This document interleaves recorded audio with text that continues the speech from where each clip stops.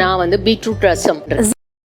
இந்த பீட்ரூட் ரசம் எந்த சேனலில் யார் பண்ணுதுன்னு தெரிஞ்சால் மறக்காமல் கமெண்ட்டில் சொல்லுங்கள். இந்த பீட்ரூட் ரசம் செய்கிறதுக்கு பீட்ரூட், தக்காளி, ஒரு பச்சை மிளகா, அது கூட கொஞ்சம் மஞ்சத்தூள், உப்பெல்லாம் சேர்த்து ப்ரெஷர் குக்கரில் 2 விசில் வச்சு எடுத்துக்கோங்க.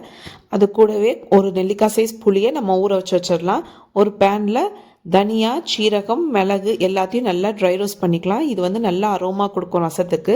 ஒரு மிக்சி ஜாரில் பூண்டு, ஒரு 3 போல் சின்ன வெங்காயம், அது கூட நம்ம வறுத்து வச்சுருந்த மசாலா எல்லாத்தையும் ஒன்றா சேர்த்து பவுட்ராக்கி வச்சுக்கலாம்.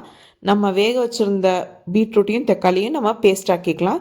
இப்போ ஒரு கடாயில் நம்ம அரைச்சி வச்சுருந்த விழுது, அது கூட நம்ம வறுத்து அரைச்ச மசாலா எல்லாத்தையும் ஒன்றா சேர்த்து அது கூட புளி தண்ணி, பெருங்காயம், உப்பு எல்லாத்தையும் நல்லா மிக்ஸ் பண்ணிவிட்டு அடுப்பில் வந்து நம்ம வச்சிடலாம். ரசம் வந்து கொதிக்கணும்னு அவசியம் இல்லை.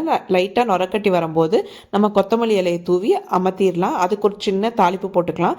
நெய்யில் கடுகு, உளுந்து, காஞ்ச மிளகா, கருவேப்பிலை எல்லாத்தையும் ஒன்றா போட்டு தாளித்து நம்ம ரசத்துக்கு மேலே கொட்டிடலாம். செம்ம டேஸ்ட்டாக இருக்கும்.